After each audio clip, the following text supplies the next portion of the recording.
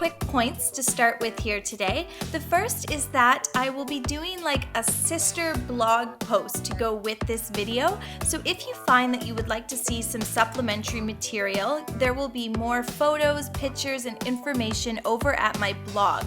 I'll put the link up on the screen, but you can find it at the11thapartment.blogspot.ca. So do check that out if you're interested. And secondly, I had trouble choosing quotes to work with today. I just find the sort of inspirational print media that's so popular right now, I find it really cheesy. So if you are in the same boat as I am, I found it helpful to look up favorite poets, favorite philosophers, and even musicians, and that's how I found some words that I thought were kind of nice. I'll be using some Henry David Thoreau quotes today, and you're welcome to do the same. So let's get started.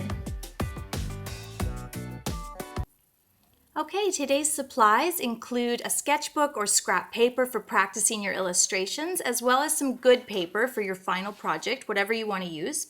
And we'll be using graph paper. It doesn't matter about the size of the graph, it's just nice to have those lines to help guide your illustration and your lettering. And grab some tracing paper, you can get that at the dollar store. And we'll be using transfer paper to transfer our image. I like Speedball's Mona Lisa graphite transfer paper. Grab a pencil with a white eraser and some washi or painter's tape to help keep your design in place when you're working with it.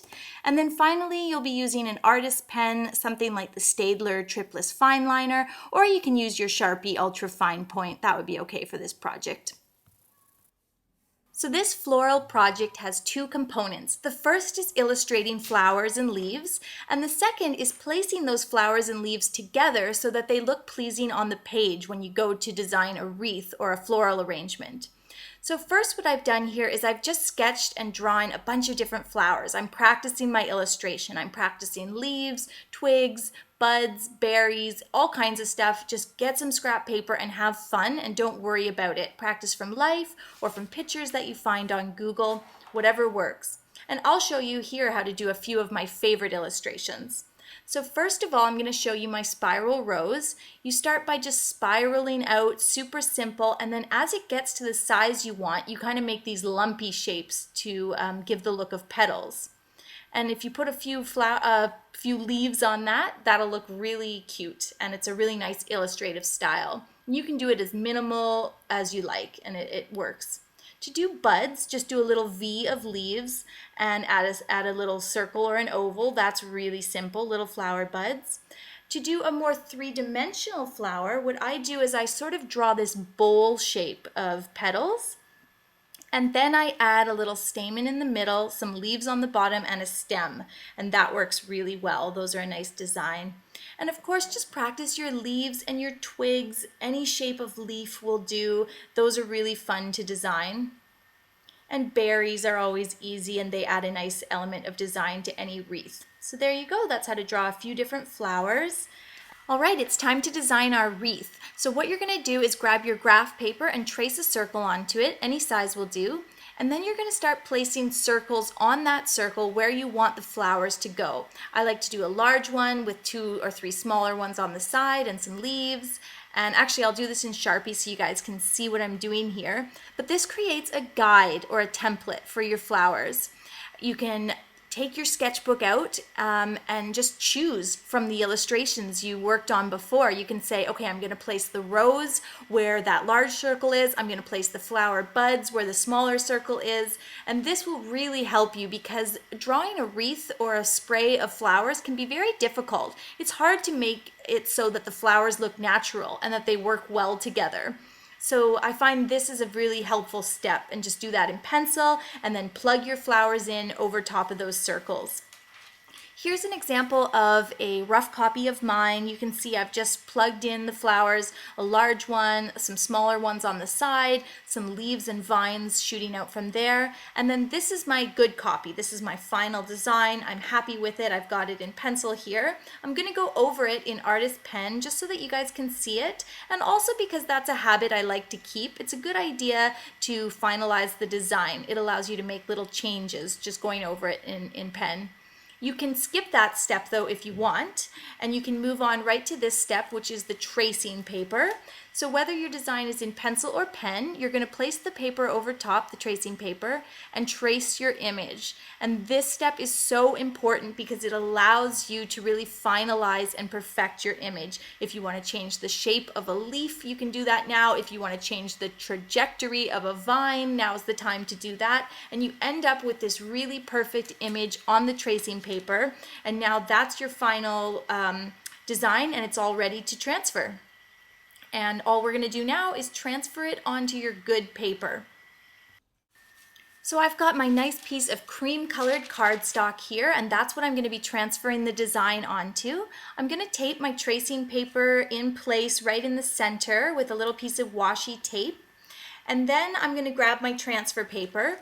Unfortunately, I only have a tiny piece because I forgot my package back in Canada, but that's okay. You can use this time and time again.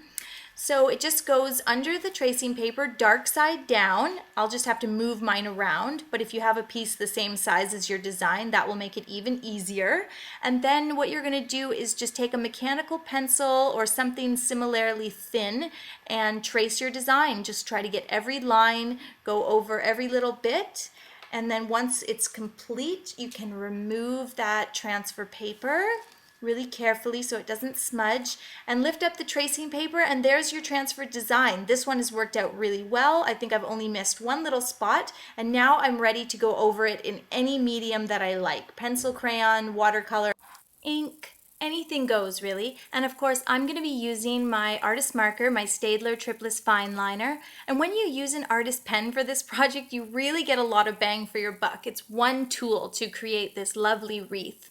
And with your pen, you're just going to go over every line just really carefully. At this point, you can always add a little bit of line shading, or you can add some stippling, but you pretty much just want to stick with your original design, and that's what it's going to look like when it's all done. I think it's so pretty, and now we just need to choose a quote and put it in the middle.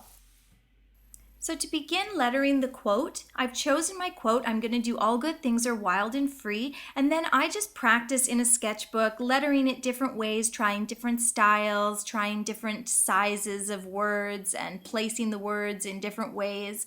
I'm working mostly with cursive or simple print because I want the emphasis to be on the flowers, the details in the wreath.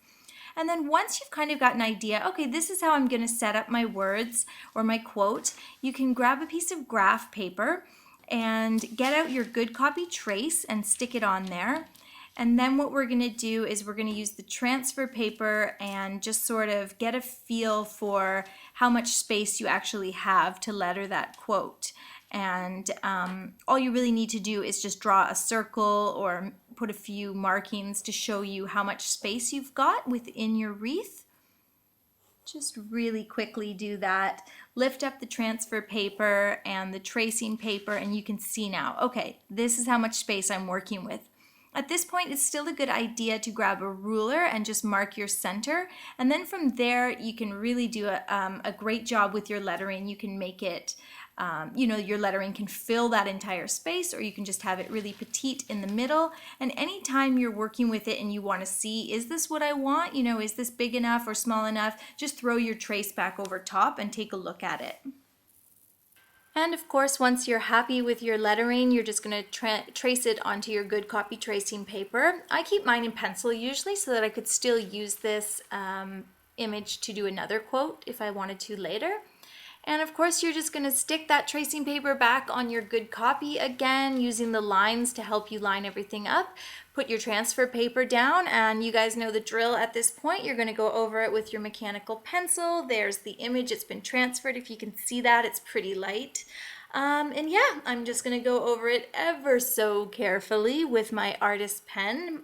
And then, as usual, I am doing a faux calligraphy or a fake calligraphy font. So I'm just thickening on the downstroke. And as I said before, I'm just doing it really simple. I'm not mixing fonts or anything here. It's all about the flowers. And I think it looks really cute. And that's it. It's all done. Thank you so much for watching this tutorial today, guys. There will be a new video next Friday. Until then, you can always find me at my blog. That's the 11thapartment.blogspot.ca. And if you enjoyed today's video, please do not hesitate to hit like and subscribe. And I will see you next Friday with a new video.